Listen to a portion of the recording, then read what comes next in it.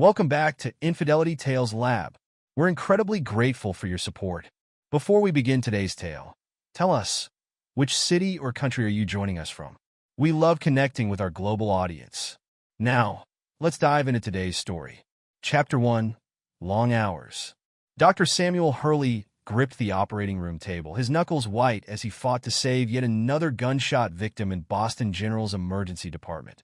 At 45, these overnight trauma surgeries had become as routine as breathing, but they extracted their pound of flesh with each passing year. BP dropping, Doctor. Nurse Pamela Mahoney's steady voice cut through the metallic smell of blood and antiseptic. Her eyes met his over her surgical mask, conveying the urgency they both felt. Push another unit, Sam commanded, his hands never stopping their precise movements inside the patient's chest cavity. We're not losing this one. 3 hours later, Sam stripped off his blood-stained scrubs and leaned against his office wall. The victim would live. Another life saved. Another family spared the grief of losing a loved one. The irony wasn't lost on him as he checked his phone.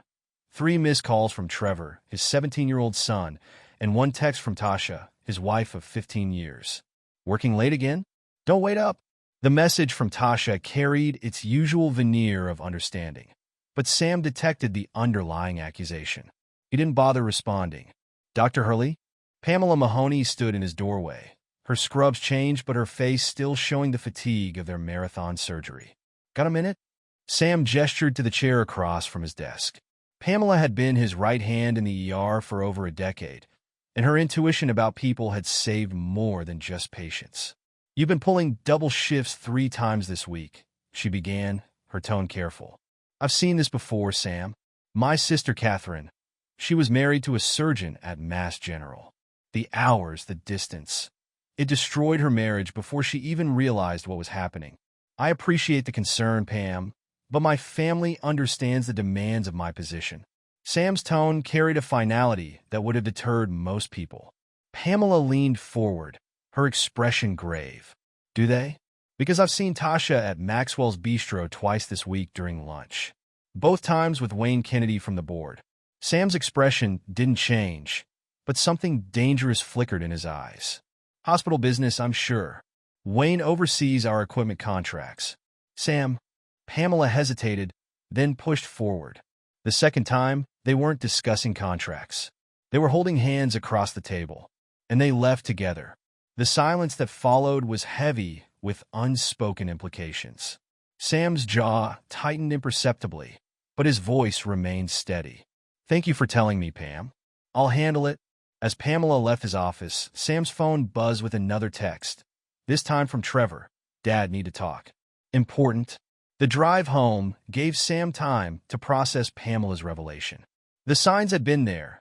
Tasha's increased business lunches, her new wardrobe, the subtle changes in her behavior. He'd ignored them, buried himself in his work instead. But Sam Hurley wasn't a man who tolerated betrayal. He found Trevor waiting in the kitchen, unusually subdued for a teenager who typically radiated restless energy. Dad, I messed up. Sam studied his son's face. Trevor had Tasha's features, but Sam's intensity. What happened? Trevor's hands shook as he pulled out a small bag of pills from his pocket. I took these from Mom's sample case. Been selling them at school. Got caught today, but the principal agreed to keep it quiet if...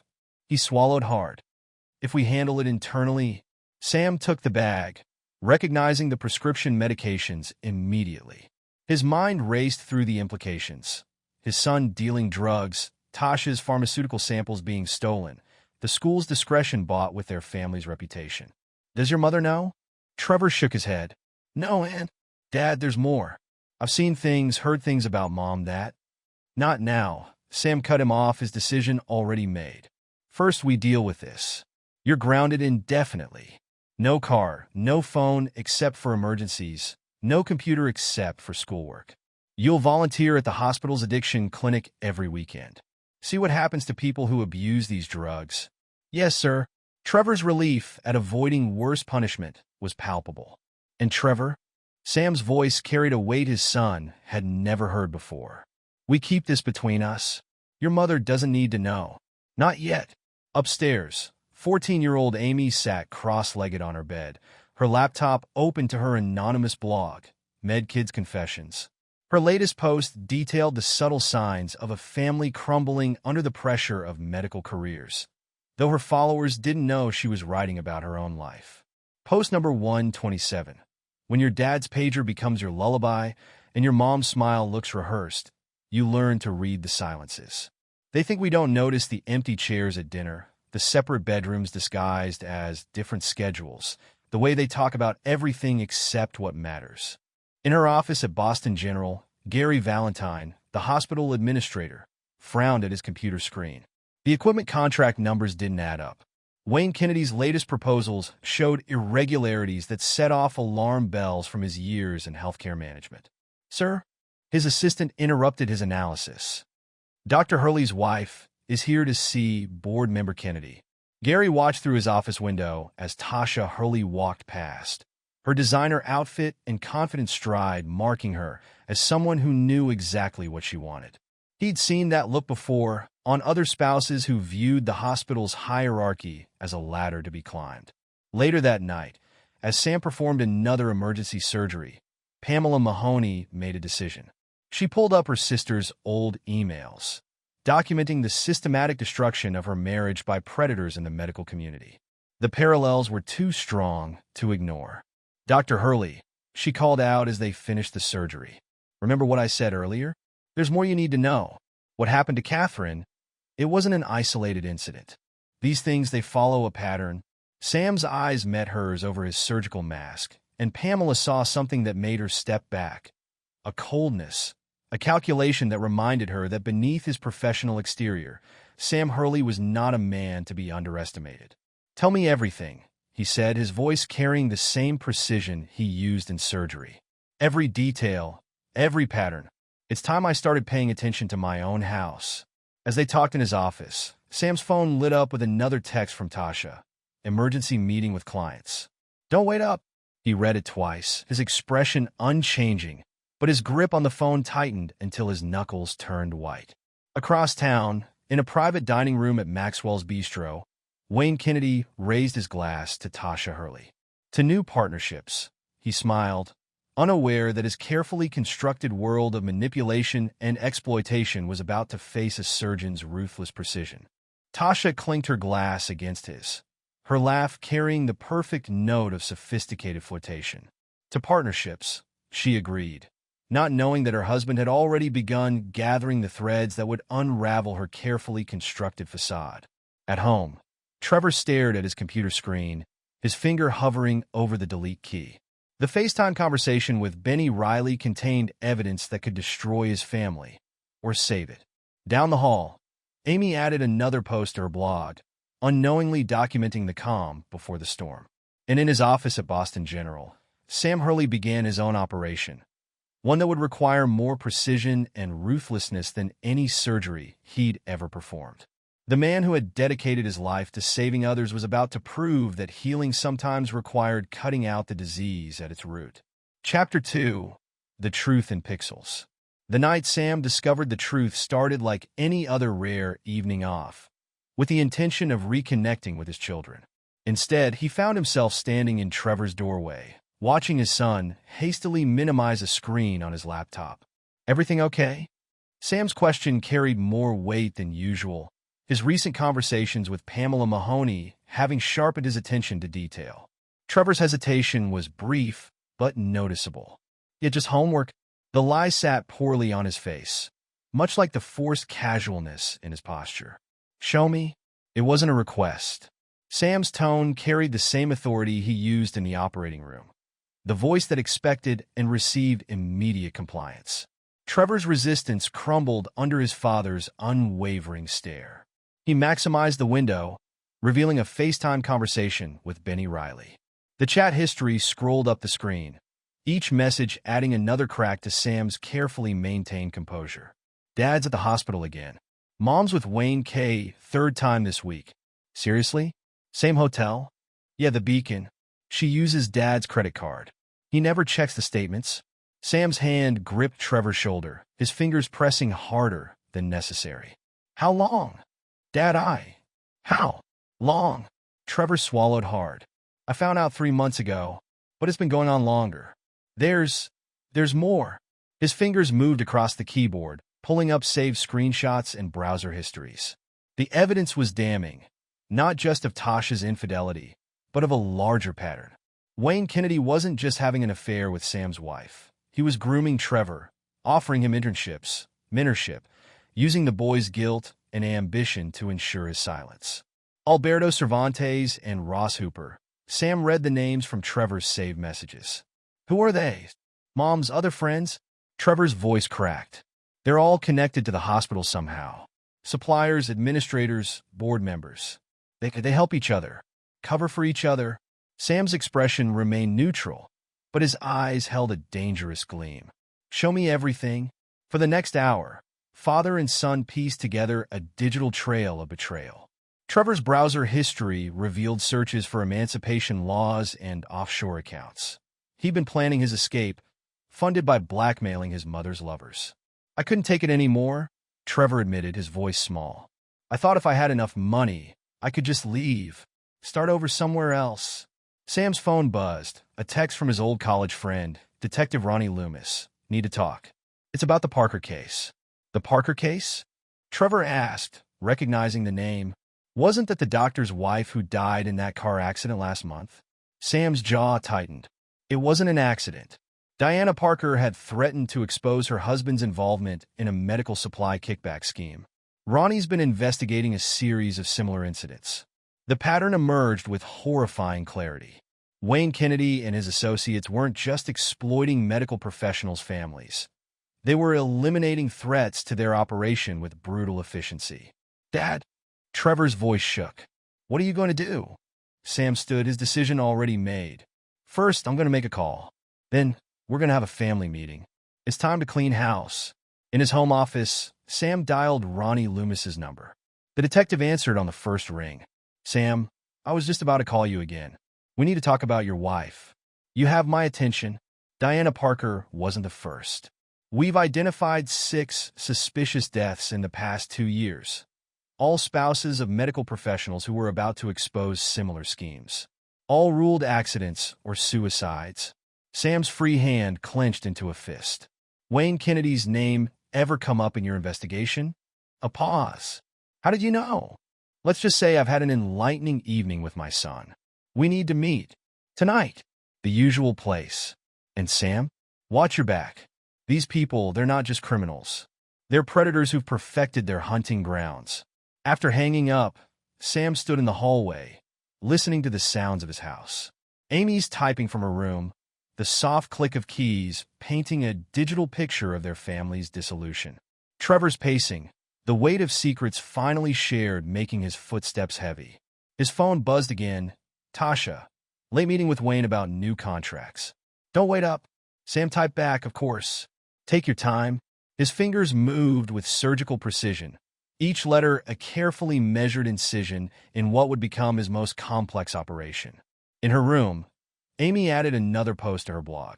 Sometimes the biggest lies in medical families aren't about missed dinners or forgotten promises. They're about the things we pretend not to see, the truths we bury under layers of silence and success. Sam read the post over her shoulder, making her jump. Dad, I didn't hear you. An interesting perspective, he said quietly. How long have you been writing about us? Amy's face paled. It's not. It's anonymous. It's good, Amy. Very observant. You notice things others miss. He paused, considering. How would you like to help me with a project? One that requires your particular talent for observation. In the master bedroom, Sam opened Tasha's laptop. Her password, Trevor's birthday, betrayed a sentimentality that her actions didn't match. The emails confirmed everything. Meetings disguised as business lunches, hotel reservations charged to his credit card, appointments with Wayne Kennedy that extended long past business hours. But it was the hidden folder labeled insurance that made his blood run cold. Documents, photos, recordings, evidence of similar schemes at other hospitals. Tasha hadn't just betrayed him. She'd become an active participant in Wayne Kennedy's operation. Sam's phone buzzed one final time that night. Pamela Mahoney. Found more info about my sister's case. You need to see this. It's bigger than we thought. Tomorrow, he texted back. I'm about to have a family meeting. He stood at the top of the stairs, calling out with a voice that brooked no argument. Trevor, Amy, living room.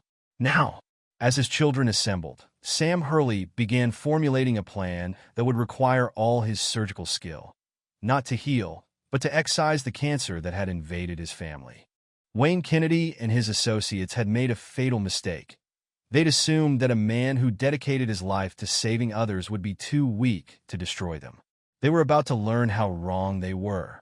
Chapter 3: Digital Breadcrumbs. Luz Lewis hunched over her keyboard in Boston General's IT department, her fingers flying across the keys as she pursued a digital trail that grew more disturbing with each discovery. The clock on her screen read 2:37 a.m., the perfect time for the kind of digging she'd been doing since Dr. Hurley approached her 3 days ago. I need access to certain records, he'd said, his expression giving nothing away. Administrative files, board meeting minutes, equipment contract databases. Luz had studied him for a moment before responding. Like the ones Wayne Kennedy tried to bury last month? A flicker of interest crossed his face. You've been watching him. I've been watching all of them. Luz pulled up a secured folder on her computer. 2 years ago, my fiancé, Dr. Marcus Chun, was a surgeon at Memorial.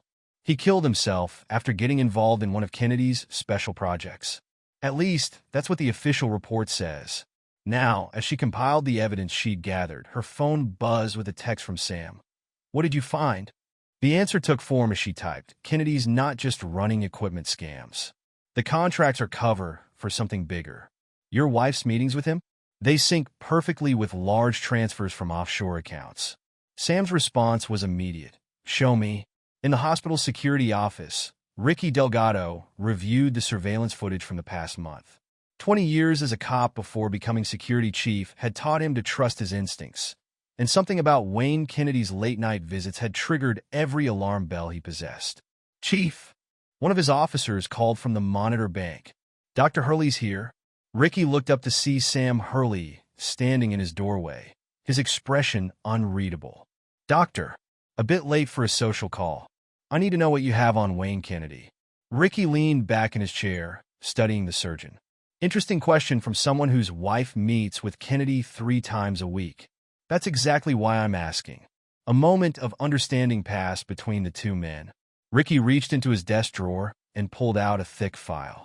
Been building this case for 6 months, he said, spreading photographs across his desk. Kennedy's Charity Foundation? It's moving money through shell companies. Each one connects to a different hospital board member or administrator. Sam studied the photos, surveillance shots of meetings, documentation of wire transfers, patterns of late-night hospital access. You've been thorough. Had to be. These people, they're careful, professional. They target hospitals because medical professionals make perfect victims. High stress, long hours, complicated family lives. Ricky's eyes met Sam's. And they're used to keeping secrets. Sam's phone vibrated. A text from his brother Ray Lynch.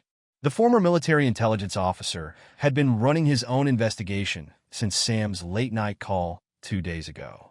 Got something? Ray's message read. Meet me. Usual place. Bring your IT friend. The usual place was a 24-hour diner 3 blocks from the hospital. Ray sat in a corner booth, his laptop open, his military training evident in how he'd positioned himself to watch both entrances. Luz Lewis. Sam made the introduction as they sat down. The one I told you about? Ray nodded, turning his laptop around. Your hospital's not the first target. Found similar patterns in 5 other major medical centers. They picked their targets carefully. Successful doctors with troubled marriages, administrators with gambling debts, board members with secrets to hide. Luz leaned forward, her expertise allowing her to spot patterns in the data others might miss.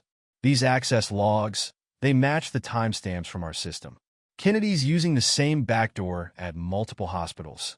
It gets worse. Ray pulled up another file. Remember Diana Parker? Found these in her cloud storage.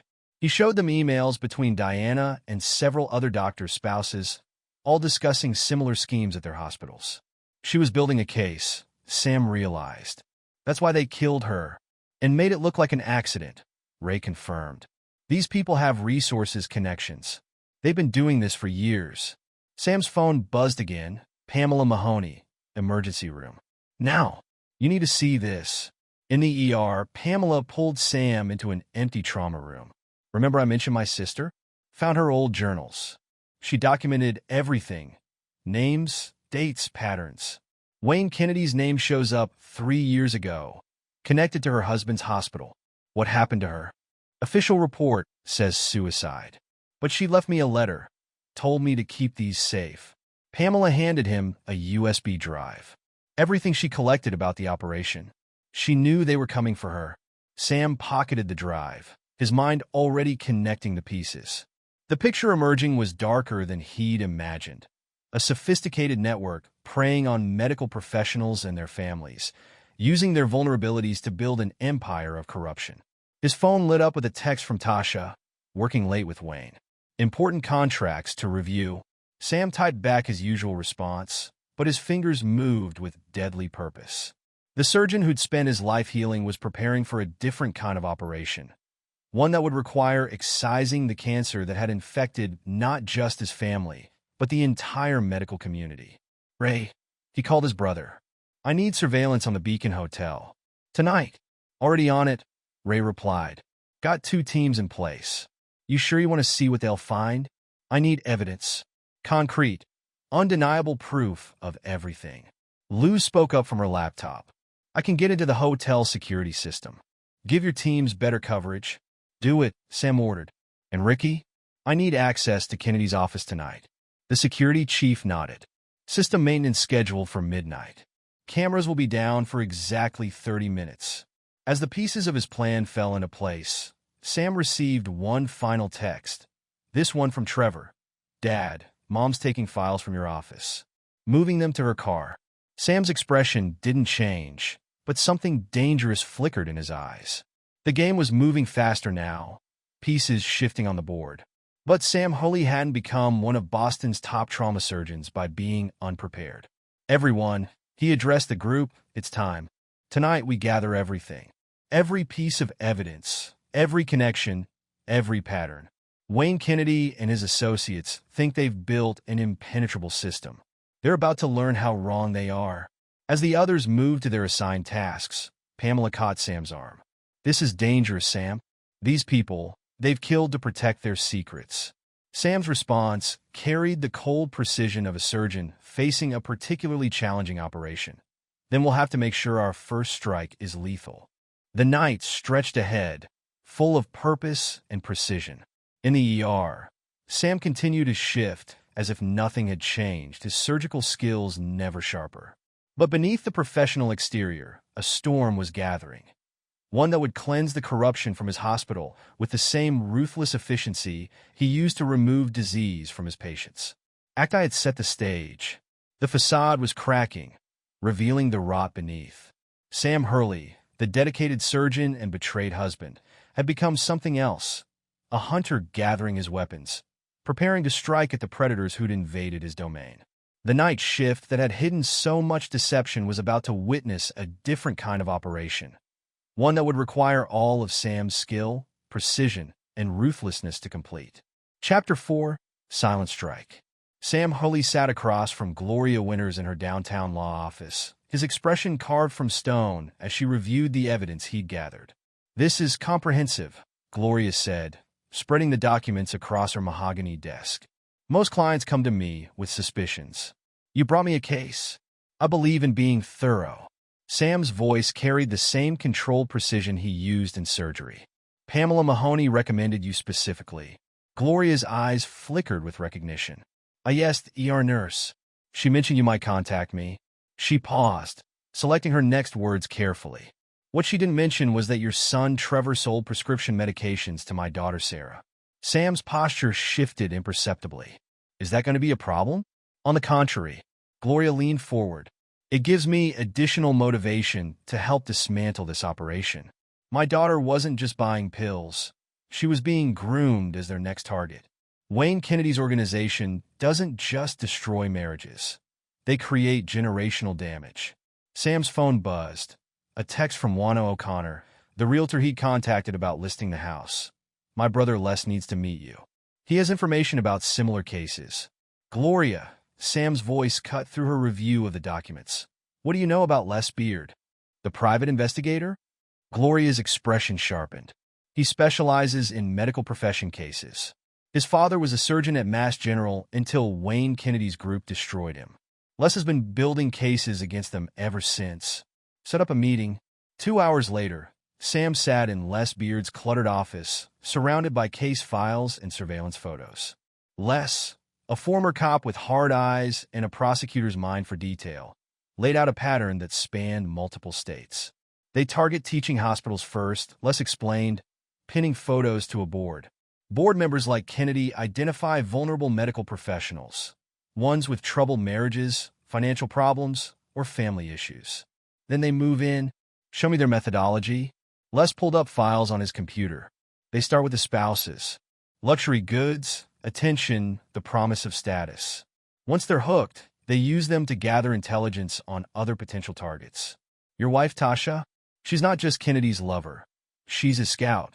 Sam's jaw tightened, but his voice remained steady. Continue. They create a web of complicity. Everyone's implicated, everyone's compromised. The spouses help identify new targets. The kids get pulled in through drugs or promises of internships. And the medical professionals themselves?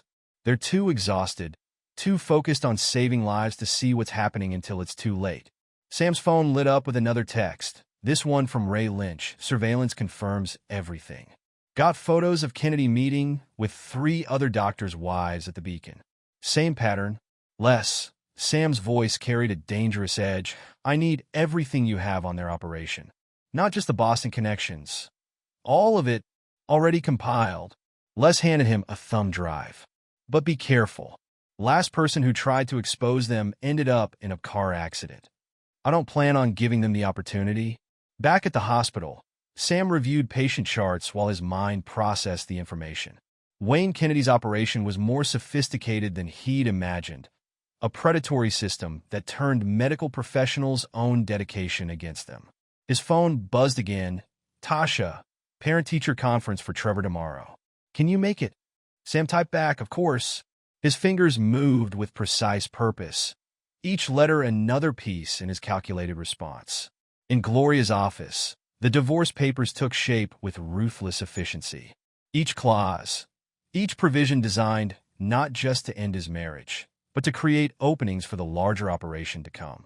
They'll fight this, Gloria warned. Kennedy's lawyers are aggressive. Let them. Sam's response carried the confidence of a surgeon who'd never lost a patient. The more they fight, the more evidence they'll expose. His phone lit up with a message from Pamela. Sam, Trevor's here in the ER. Says he needs to talk to you urgently.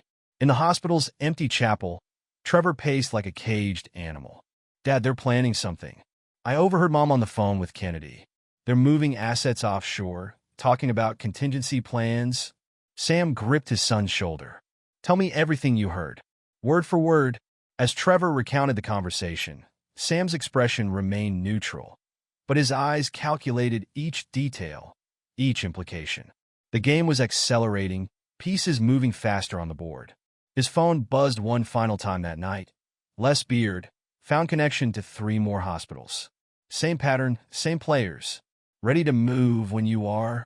Sam looked at his son, seeing not just the troubled teenager, but a key piece in the operation to come. Trevor, I need you to trust me.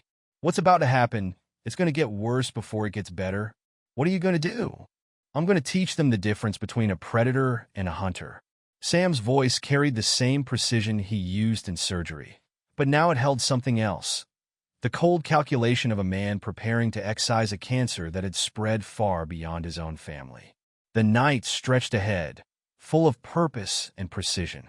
In his office, Sam began composing emails, making calls, setting pieces in motion. The facade was cracking, revealing the rot beneath. But Sam Hurley, the dedicated surgeon and betrayed husband, had become something else, an architect of a different kind of operation, one that would require all his skill, precision, and ruthlessness to complete. Chapter 5. The Unraveling Web. Jenny Ford strode into Boston General's cafeteria with the confidence of someone who'd survived her own war. Her support group for medical professional spouses had started as therapy, but evolved into something more potent, an intelligence network that spanned 3 states. Dr. Hurley, she extended her hand, her grip firm.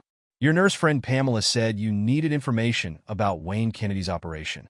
Sam gestured to the seat across from him. Tell me about your network. 28 survivors so far, all telling the same story. Kennedy's group doesn't just target individuals. They infiltrate entire medical communities. They turn hospitals into hunting grounds.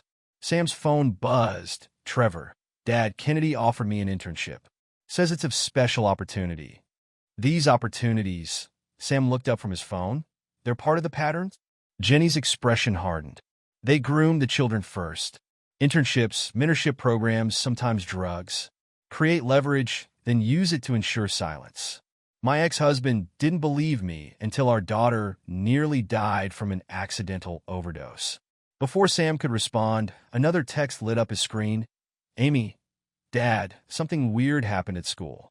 A man asked me about my blog. Said he works with Mom's friends. Sam's fingers tightened around his phone. They're moving faster than expected. They know you're onto them, Jenny warned. This is their pattern. When someone starts asking questions, they accelerate their timeline. Start targeting family members directly. In the school parking lot, Trevor sat behind the wheel of his car, staring at the text from Wayne Kennedy. Think about your future, son. Your father's making some unfortunate choices. We can protect you. His finger hovered over the reply button when a tap on his window made him jump. Margarita Booth, the school counselor, stood there with a concerned expression. Trevor? Everything okay? He rolled down the window, forcing a smile. Yeah, just thinking about Wayne Kennedy's offer? Margarita's question made him freeze. He contacted me for a recommendation letter. Said you were being considered for a special mentorship program. Trevor's hands gripped the steering wheel. I should go. I'm late for. Trevor. Margarita's voice stopped him. Whatever they're offering, whatever they're threatening, you don't have to face it alone. His phone buzzed again. Kennedy. Need your answer today. Time-sensitive opportunity. Trevor started the engine, his mind racing. He needed to warn someone. Another doctor's daughter, Kennedy, had mentioned Andrea Chun. But as he pulled out of the parking lot, he didn't notice the black SUV that pulled out behind him. In her room, Amy added another post to her blog. When medical families break, the fractures aren't always visible. Sometimes they're hidden in the spaces between words, in the offers that sound too good to be true, in the silence that follows questions nobody wants to answer. Her screen suddenly filled with comments. Not the usual supportive messages from other medical kids, but probing questions about her identity, her father, her family situation. Her phone lit up. Sam, don't respond to any messages about the blog. Delete nothing. We'll talk tonight. Across town, Cassie Myers, an investigative journalist, read through Amy's blog with growing interest. The pattern she described matched other cases she'd been tracking, medical professionals' families being systematically targeted and exploited. Her phone rang, an unlisted number. Ms. Myers? This is Dr. Samuel Hurley. We need to talk about Wayne Kennedy's organization. In the hospital hallway, Pamela intercepted Sam between surgeries. Sam, Trevor just called the ER asking for you. Sounded scared. Said something about Andrea Chun and Kennedy's offer. Sam's expression darkened. Call Ray. Tell him to track Trevor's phone. Now. His own phone buzzed. An unknown number. Dr. Hurley. Such a shame about Trevor's reckless driving. Young people today, so unpredictable. Would be tragic if anything happened. Perhaps we should discuss your recent inquiries? Sam's response was immediate. Touch my son, and everything I have on your organization goes public. I don't make threats, Kennedy. I make promises. The reply came quickly. Always the surgeon, aren't you? So precise, so controlled. But surgery requires steady hands. Hard to operate when your hands are shaking with worry about your children. Before Sam could respond, another text came through. This one from Ray. Got a location on Trevor. He's headed toward the Chin residence. And he's being followed. Sam's fingers moved across his phone with deadly purpose, setting multiple pieces in motion. First, a text to Ricky Delgado. Need immediate surveillance on Andrea Chin's house. Then to Les Beard. Kennedy made his move. Time to activate the contingency plan. Finally, to Gloria Winters. They're targeting Trevor. Execute Phase 1 now. The game had shifted, pieces moving faster than expected. But Sam Hurley hadn't become one of Boston's top trauma surgeons by being unprepared for complications. His phone buzzed one final time. Jenny Ford, support group meeting tonight. 3 new survivors came forward. They're ready to talk. Sam looked at the message, his expression unchanged, but his eyes calculating. Kennedy thought he was dealing with an exhausted surgeon, too focused on saving lives to protect his own family. He was about to learn the difference between a healer and a hunter. The night stretched ahead, full of possibilities and dangers. In his office, Sam began making calls, activating resources, setting new pieces in motion. The predators who'd turned hospitals into hunting grounds were about to discover they'd chosen the wrong prey. Chapter 6: Collateral Damage. Clint Mayo, Boston General's chaplain, sat in his office reviewing notes from his counseling sessions. 20 years of listening to medical staff's confessions had given him an uncanny ability to spot patterns, and lately, those patterns had turned disturbing. A knock at his door interrupted his thoughts. "Come in." Sam Hurley entered, closing the door behind him. "Father Mayo, we need to talk about Wayne Kennedy." Clint's expression shifted subtly. "You know I can't break confidentiality, Dr. Hurley. I'm not asking you to. I'm asking you to connect the dots you've already seen." The chaplain studied Sam for a long moment before reaching into his desk drawer. 3 months ago, Dr. Chin's wife came to me. Said her daughter Andrea was being groomed for some kind of special program. 2 weeks later, Dr. Chin was dead, apparent suicide. Like my nurse Pamela's sister, Sam noted, and lose Lewis's fiancée. The pattern repeats. Clint spread his counseling notes across the desk, names and dates carefully redacted. Always the same sequence: financial troubles, marital stress, then the offers start. Mentorship programs for the children, special opportunities for the spouses. Sam's phone buzzed. Crystal Nelson, manager of the Beacon Hotel. "Dr. Hurley, found something you need to see. Security footage from the past 6 months. Shows more than just your wife's meetings. Send it to this number." Sam replied, texting her Ray's secure line. "And Crystal? Be careful what you document." "Already am." Her response came quickly. "My sister worked at Memorial when Kennedy's group started there. She tried to warn people. Had an accident in the parking garage." In the hotel's security office, Crystal reviewed footage that showed a pattern of meetings, not just between Kennedy and various doctors' wives, but between his associates and vulnerable staff members. Each interaction carefully orchestrated, each target precisely chosen. Her phone rang. An unknown number. "Ms. Nelson, I understand you've been reviewing certain security footage. Perhaps we should discuss your sister's accident. Tragic how slippery those garage stairs can be." Crystal's hand shook slightly, but her voice remained steady. "Everything's already been copied and distributed, Mr. Kennedy. Touch me, and it all goes public." At Riverside Academy, Margarita Booth, the school counselor, compiled her notes on Trevor and Amy Hurley. The signs had been there for months. Trevor's increasing anxiety, Amy's obsessive documentation of family dynamics through her blog.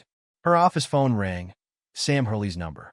"Ms. Booth, I need everything you have on Wayne Kennedy's contact with the school." "Dr. Hurley, I've been expecting your call." Margarita pulled up files on her computer. Kennedy's mentorship program has targeted 6 students in the past year. All children of medical professionals. All from families showing signs of stress. Names? Trevor Hurley, Andrea Chun, Marcus Lewis, Sarah Winters. The pattern's clear once you see it. They target kids whose parents are too busy saving lives to notice the danger. Sam's voice carried a dangerous edge. "And my daughter? Has Kennedy approached her?" "Not directly, but there have been inquiries about her blog. Someone's been monitoring her posts, asking questions about her family situation." Before Sam could respond, his phone buzzed with another text, this one from Trevor. "Dad, I tried to warn Andrea. They followed me. Car won't start. I think they did something." Sam's response was immediate. Location. "Now. Old Factory District. Near the river." "Dad, I see their car." The call disconnected. Sam's fingers moved across his phone with lethal precision. First, a text to Ray. Trevor's in trouble. Old Factory District. Need immediate extraction. Then to Ricky Delgado. Kennedy's people have my son. Time to move. Finally, to Gloria Winters. Execute everything. Now, in her office, Gloria began making calls, setting legal machinery in motion that would cut through Kennedy's defenses like a scalpel through tissue. Sam's phone lit up again. Jenny Ford. Support group members spotted Kennedy's car heading toward the river. Multiple vehicles. The game had accelerated beyond its planned timeline, but Sam Hurley hadn't survived countless trauma surgeries by being unprepared for complications. His phone buzzed one final time. Wayne Kennedy himself. Your son should have taken the internship offer, Sam. Some lessons need to be learned the hard way. Sam's response was cold, precise. You mistake a surgeon's patience for weakness, Kennedy. I don't just cut out disease. I make sure it never grows back. The night stretched ahead, full of danger and possibility. In his office, Sam began activating resources, making calls, setting pieces in motion. The predators who'd turned his hospital into their hunting ground were about to learn that some prey bites back. The facade had cracked completely now, revealing not just individual betrayals, but a systemic cancer that had infected the entire medical community. But Sam Hurley wasn't just a surgeon. He was a hunter who'd been gathering his weapons, preparing to excise this disease with the same ruthless efficiency he used in the operating room. Chapter 7. The Setup. Detective Ronnie Loomis spread the evidence across his desk, each piece connecting to form a pattern of corruption that spanned 3 states. Across from him, Sam Hurley studied the documents with the same intensity he brought to complex surgeries. Your son's drug dealing. Ronnie tapped a file. Kennedy's fingerprints are over it. He didn't just know about it. He orchestrated it. Show me. Ronnie pulled up surveillance photos. Kennedy's been using medical samples as a recruitment tool.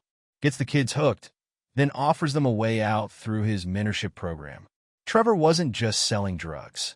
He was unknowingly part of Kennedy's distribution network. Sam's phone buzzed. Gloria Winters. RICO case is ready.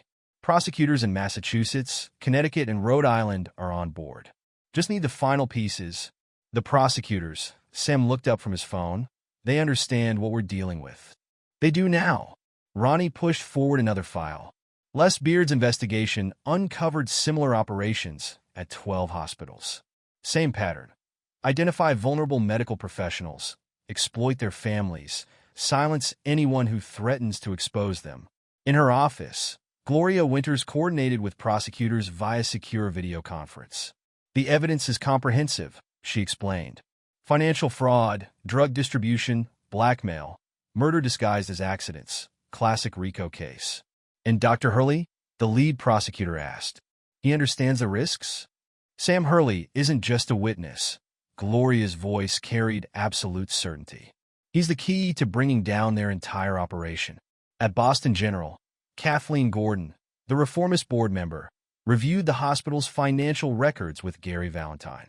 These contract irregularities, she pointed to specific transactions. They all lead back to Wayne Kennedy's foundation. Not just here, Gary pulled up additional files. Same pattern at teaching hospitals across New England. Kennedy's been using charitable foundations to launder money and create slush funds. Dr. Hurley's evidence provides the final connection we needed. Kennedy didn't just corrupt our hospital. He turned the entire medical community into his private hunting ground. Sam's phone lit up with a text from Ray Lynch, surveillance in place. Kennedy's meeting with Alberto Cervantes at the Beacon. Recording everything. In the hotel's security office, Crystal Nelson monitored the feeds. They're discussing contingency plans, she reported to Sam. Kennedy's worried about Trevor. Says he knows too much. Sam's response was immediate. Send everything to Gloria. Time to accelerate the timeline. Back in his office, Sam received another text, this one from Pamela. Trevor's asking about Andrea Chin again. Says Kennedy threatened her family. Sam's fingers moved across his phone, setting multiple pieces in motion. First, to Detective Loomis. Execute the warrant now. Hit all their properties simultaneously. Then to Gloria. File everything. All cases, all jurisdictions. Don't give them time to react. Finally, to Ray. Activate all surveillance. I want everything they say, Everything they do, recorded and documented. His phone rang. Les Beard. Sam, my sources confirm Kennedy's moving money offshore. He's preparing to run. Let him try. Sam's voice carried the cold precision of a man who'd planned for contingency. The net's already in place. In her office, Kathleen Gordon made the call that would start the avalanche. Yes, this is Gordon. Call an emergency board meeting. Now. And have security ready to escort Wayne Kennedy from the premises. Sam's phone buzzed one final time. Tasha, we need to talk. About Trevor, about everything. His response was brutally precise. No, Tasha. We don't talk anymore. We conclude. The night stretched ahead, each piece of Sam's plan moving into position. The predators who'd turned his hospital into their hunting ground were about to discover that some prey strikes back. Chapter 8. The Fall. Tasha Duke Hurley stood in front of her former home, key card rejected by the newly changed locks. Her perfectly manicured nails clicked against her phone as she dialed Wayne Kennedy's number for the third time. Wayne, things are happening. Sam's done something. I can't get into the house, my credit cards are frozen, and Trevor won't answer my calls. Calm down. Kennedy's voice carried practiced authority. Go to the beacon. I'll handle this. Inside the house, Sam watched through security cameras Ray had installed. His phone buzzed. Detective Loomis. RICO warrants executed. Teams are moving on Kennedy's properties now. In the Beacon's presidential suite, Wayne Kennedy paced as reports flooded in. His phone rang. Alberto Cervantes. They're seizing everything, Wayne. Boston PD just raided my office. They know about the offshore accounts. Shut up, Kennedy hissed. Nothing over the phone. Meet me at... A knock at his door interrupted him. Crystal Nelson stood there, flanked by federal agents. Mr. Kennedy? These officers have some questions about certain security footage. Across town, Trevor sat in a secure location with Ray Lynch, watching the operation unfold through surveillance feeds. His phone lit up with texts from Kennedy's associates. Threats, bribes, desperate attempts to maintain control. They're scared, Ray observed, his military training reading the patterns. Scared people make mistakes. Trevor's fingers gripped his phone as another message came through. This one from Andrea Chun. OMG Trevor. FBI just took my dad's laptop. What's happening? Before he could respond, Sam's contact appeared on his screen. Stay quiet. Let them panic. Everything's recorded. In Gloria Winter's office, prosecutors from 3 states coordinated their attacks via secure video conference. Kennedy's Foundation transactions. One highlighted specific documents. They match exactly with the timeline of suspicious deaths in the medical community. And the RICO charges? Rock solid. Dr. Hurley's evidence, combined with Les Beard's investigation and the support group testimonies. It's comprehensive. They're finished. Sam's phone buzzed. Jenny Ford. Support group members are coming forward. 32 victims so far, all willing to testify. In the hospital boardroom, Kathleen Gordon faced Wayne Kennedy across the polished table. Your resignation, effective immediately. In cooperation with all investigations. You can't do this. Kennedy's practiced smoothness cracked. I built this hospital supply chain. I have friends on the board. Had friends, Kathleen corrected, sliding documents forward. Your friends are cooperating with federal prosecutors as we speak. Sam's phone lit up. Ray Lynch. Kennedy's making moves. Trying to access offshore accounts? Let him, Sam replied. The accounts are already frozen. Let him struggle. In the hotel lobby, Tasha found herself surrounded by federal agents as she approached the elevator to Kennedy's suite. Mrs. Hurley, we need to discuss your role in certain financial transactions. Her phone buzzed. Wayne Kennedy's last message, don't say a word. My lawyers will handle everything. But as she watched Kennedy being led out in handcuffs, reality crashed through her carefully constructed facade. Her phone lit up again. Sam, choose carefully, Tasha. Last chance to get ahead of this. In his office, Sam watched multiple screens showing the simultaneous raids. His phone rang. Detective Loomis, it's done, Sam.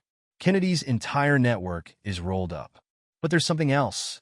Found records of conversations about Diana Parker's death. They didn't just kill her. They made examples of anyone who threatened them.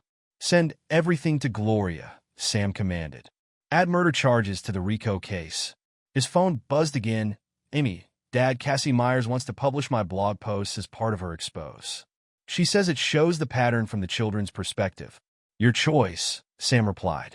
But remember, once it's public, there's no going back. In the federal building downtown, Tasha sat across from prosecutors, her designer outfit contrasting with the stark interrogation room. Wayne Kennedy recorded everything. She revealed, desperation cracking her voice. Said it was insurance. He was going to use me as a scapegoat if anything went wrong. Sam's phone lit up with Gloria's message. Tasha's talking. Everything, the recruitment pattern, the blackmail, the offshore accounts. She's desperate to make a deal. His response was cold. Let her talk. Add her testimony to the evidence. But no deals. The night stretched ahead, years of careful planning culminating in a synchronized strike that cut through the predatory network like a surgeon's blade.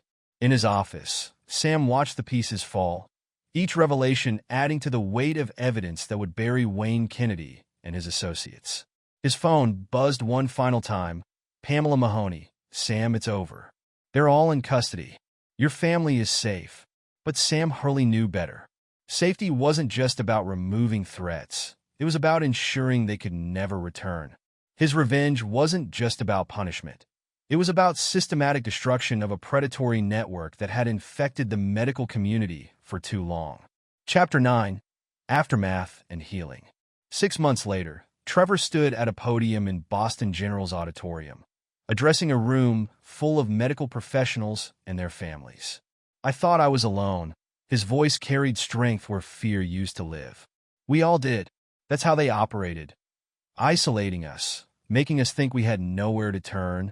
In the audience, Sam watched his son with quiet pride. The rehabilitation program had done more than clean Trevor's system of Kennedy's drugs. It had given him purpose, turning his experience into a weapon against future predators. His phone buzzed. Jenny Ford. Support groups now officially registered as an advocacy organization. Board wants you as medical advisor. Across town, Amy sat with Cassie Myers, reviewing the impact of her blog's publication. Your posts gave others courage, Cassie explained. We've received hundreds of messages from medical professionals' children sharing similar stories. And the funding? Amy asked, her teenager's face serious with purpose. Wayne Kennedy's seized assets are being used to establish support programs nationwide. Your network will help others recognize the warning signs before it's too late. In the hospital's administrative offices, Pamela Mahoney met with fellow nurses, establishing new protocols for identifying and preventing exploitation. We watch for the patterns now, she explained. The late-night meetings, the sudden lifestyle changes, the children showing signs of stress. Her phone lit up. Sam, board approved the new security measures. Ricky's implementing them immediately. Ricky Delgado stood in his security office, surrounded by screens showing the hospital's new monitoring system. No more blind spots, he demonstrated to visiting administrators from other hospitals.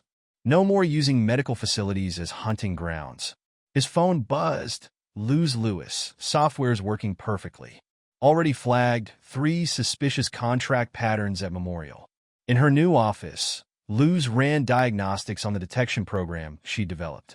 Lines of code scrolled across her screen, each algorithm designed to catch the patterns she'd learned from Kennedy's operation. The program identifies irregularities in real time, she explained to visiting IT specialists. Contract anomalies, unusual access patterns, suspicious financial transactions. Anything that matches known predatory behaviors. Sam's phone lit up with a message from Detective Loomis. Final sentencing today. Kennedy got life. No possibility of parole.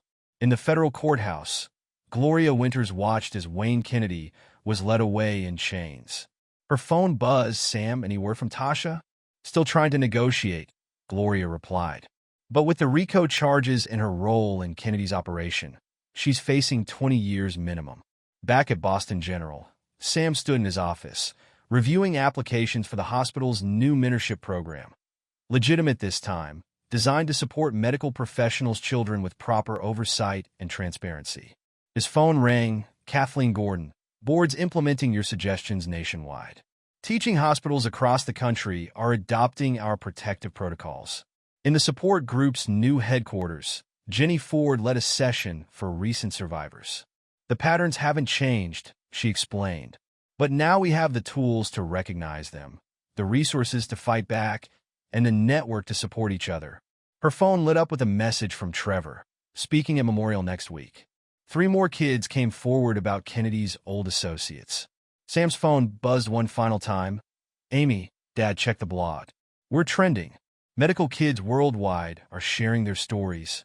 In his office, Sam read through the posts. The predatory system he'd helped expose wasn't unique to Boston. Similar networks had infected medical communities across the globe. But now, thanks to his calculated revenge, they faced a new reality. Victims connected, supported, and ready to fight back. The night shift that had once hidden so much deception now symbolized something else: vigilance, awareness, protection. Sam Hurley had done more than take revenge. He'd helped create a framework to protect future generations of medical families from predators like Wayne Kennedy.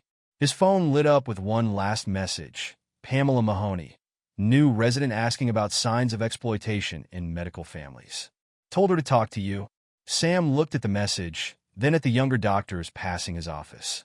His revenge had served its purpose, not just punishing the guilty, but creating lasting change. The predators who'd turned hospitals into hunting grounds would find no more easy prey, no more silent victims, no more hidden hunting grounds. The night stretched ahead, but now it carried promise instead of threat. In trauma rooms across the country, medical professionals worked their shifts knowing that someone was watching their backs, protecting their families, standing guard against those who would exploit their dedication. Sam Hurley had transformed from surgeon to hunter to guardian. His calculated revenge had accomplished more than personal justice. It had exposed and helped dismantle a predatory system targeting vulnerable medical families nationwide. The support networks and protective systems born from his family's tragedy would help countless others avoid similar fates, turning a story of betrayal into one of systemic change and healing. Epilogue: 5 years later. Dr. Samuel Hurley stood at the podium in Boston Medical Conference Center, addressing a packed auditorium of medical professionals, administrators, and family members. At 50, his presence commanded even more respect than before, his experiences having forged him into something beyond just a surgeon. 5 years ago, we exposed a predatory network that had infected our medical community, his voice carried to the back of the hall. Today, we gather to ensure it never happens again. In the front row, Trevor Hurley, now 22 and in his second year of law school, watched his father with pride. His own transformation from troubled teen to advocate for medical families' rights had become a symbol of recovery and resistance. Dr. Hurley, a young resident, raised her hand during the Q&A. How do we identify these predatory patterns early? By understanding their methodology, Sam replied. They target exhaustion, isolation, and dedication. The very qualities that make medical professionals excellent at saving lives make them vulnerable to exploitation. After the presentation, Sam checked his phone. A message from Pamela Mahoney, now Chief Nursing Officer at Boston General. Protection protocols just flagged another attempt. New board member tried to set up private meetings with staff families. Security shut it down immediately. In her office at Boston General, Pamela reviewed the alert with Ricky Delgado, who had expanded his role to Director of Medical Community Security Services, overseeing protection protocols for multiple hospitals. The software Luz developed caught it, Ricky explained, showing Pamela the data. Same pattern Kennedy used to use, targeting new residents with family stress indicators. And the board member? Already removed. Background check revealed connections to one of Kennedy's old associates. No second chances, no exceptions. Across campus, Amy Hurley, now 19 and a pre-med student at Harvard, managed her expanded network from a dedicated office space. Her blog had evolved into Med Family Shield, a comprehensive support and monitoring system for medical professionals' families. Latest statistics, she explained to a visiting journalist. 300 attempted infiltrations identified and stopped in the past year alone. The predators are still out there, but now we see them coming. Her phone buzzed. Trevor just finished reviewing the latest case files. Kennedy's trying to appeal again from prison. Let him try, Amy texted back. Gloria's team is ready. In her downtown office, Gloria Winters had transformed her practice into the Medical Family Protection Law Center, specializing in defending medical professionals and their families from exploitation. Her wall displayed framed newspaper headlines documenting Kennedy's failed appeals. "They're getting desperate," she told Sam during their weekly meeting. "Kennedy's old network keeps trying to rebuild, but the defensive systems we put in place catch them before they can establish footholds." "And Tasha?" Sam asked, his voice carrying no emotion for his ex-wife. "Still serving her sentence. Her latest petition for early release was denied. The testimony she provided helped convict others, but the board wasn't impressed with her attempts to minimize her own role." At the headquarters of the Medical Community Protection Network, formerly Jenny Ford's support group, dozens of advocates coordinated responses to potential threats across the country. "We've expanded to 30 states," Jenny explained during a video conference with international medical organizations. "The pattern recognition software identifies suspicious activities in real time, allowing us to intervene before families are compromised." Her screen showed a map dotted with monitoring stations, each one staffed by survivors turned guardians. A message popped up from Luz Lewis, now Chief of Medical Technology Security. "New algorithm deployment successful. Systems identifying threat patterns 40% faster." In her state-of-the-art security center, Luz monitored hospital networks nationwide.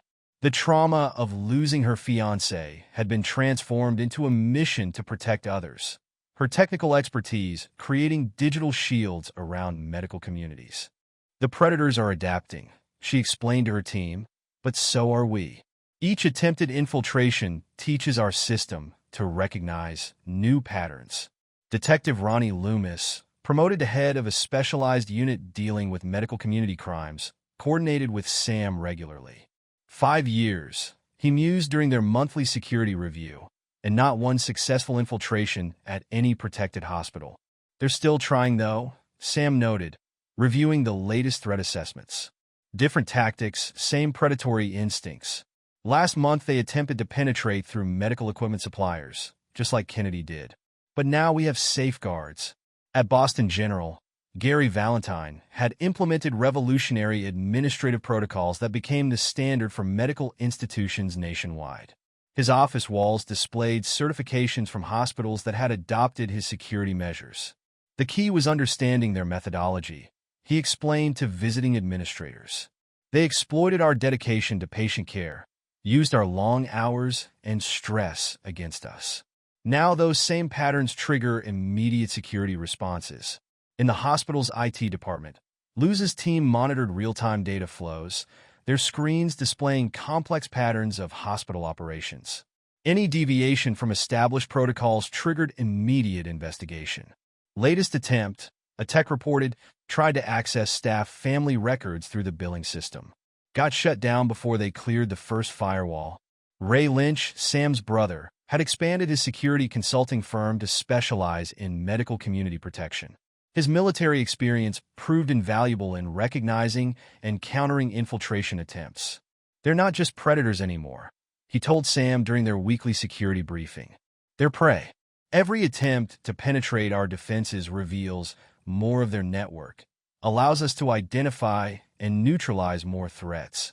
Crystal Nelson, promoted to Director of Security Operations at the Beacon Hotel Group, had implemented special protocols for medical conferences and events. Her sister's death had driven her to create a comprehensive protection system for medical professionals away from their home institutions. Latest attempt, she reported to Sam, tried to infiltrate through a pharmaceutical conference.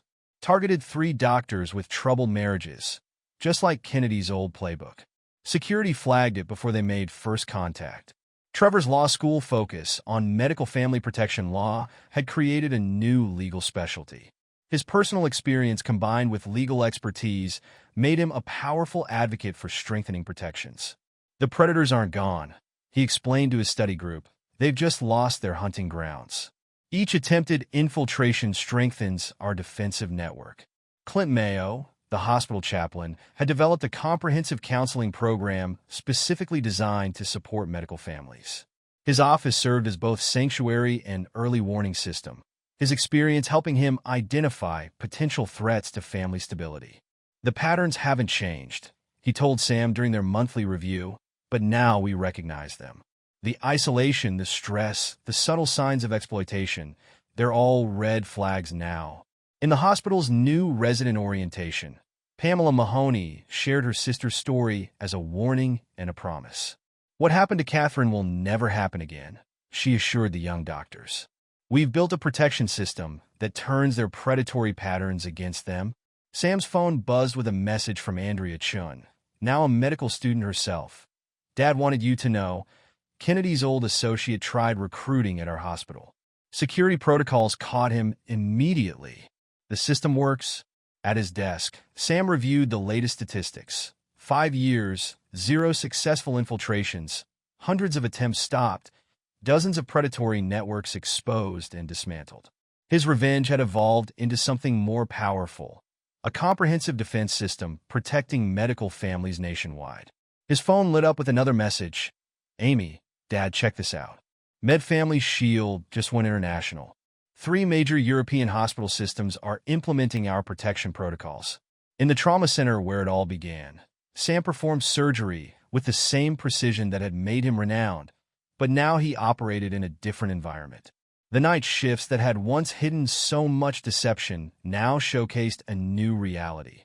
Medical professionals protected by layers of security, their families shielded by systems born from his calculated revenge.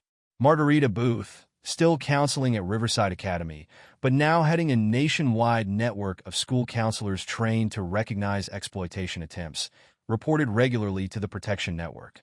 The children are our best early warning system, she explained during a training session. They see the patterns first, just like Amy did. Now we know how to listen. Les Beard's investigation firm had expanded into a national network of specialized units focused on medical community protection. His father's destruction had sparked a mission that now safeguarded thousands. Kennedy's playbook, he told his investigators, became our instruction manual. Everything they used to exploit, we turned into warning signs. Everything they used to hide, we transformed into red flags. In federal prison, Wayne Kennedy's influence had evaporated. His attempts to maintain control through intermediaries repeatedly failed, each one caught by the very systems his actions had inspired. Latest appeal denied, Gloria reported to Sam. His network's assets are still being liquidated to fund protection programs. Poetic justice. The Medical Community Protection Network headquarters hummed with activity, screens displaying real-time monitoring of hospitals nationwide. Jenny Ford's vision had expanded beyond support into active defense. 5 years ago, she told new advocates, we were isolated victims. Now we're connected guardians. The predators haven't changed their nature, but we've changed the hunting grounds. Sam's revenge had transformed into a legacy of protection, his calculated destruction of Kennedy's network providing the blueprint for defending future generations of medical families. The night shifts that had hidden predators now showcased the strength of united defenders. His phone buzzed one final time, a message from Trevor. Dad, remember when you said some prey bites back? We did more than bite back. We changed the entire ecosystem. In his office, Sam allowed himself a moment of satisfaction. The predators who'd once turned hospitals into hunting grounds now found themselves hunted, their every move anticipated, their every pattern recognized. His ability of dismantling Kennedy's network had created something unprecedented, a medical community that was no longer prey but protector, no longer vulnerable but vigilant. The night stretched ahead, but now it carried promise instead of threat. In trauma rooms across the country, medical professionals worked their shifts knowing they were protected, their families shielded, their dedication guarded by systems born from one man's relentless pursuit of justice. Sam Hurley had transformed from surgeon to hunter to architect of a new reality. His calculated revenge had accomplished more than personal justice. It had created a lasting legacy of protection, turning a story of betrayal into a blueprint for systematic defense against those who would prey on healers and their families. As he prepared for another surgery, Sam knew that his greatest operation had been the one that transformed the entire medical community from hunting ground to fortress, from vulnerable to vigilant, from prey to protector. The night shifts that had once hidden so much deception now showcase something else. The power of calculated revenge transformed into lasting protection. And there you have it.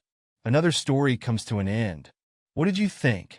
I'd love to hear your thoughts in the comments below. If you enjoy this story, consider joining our community by subscribing.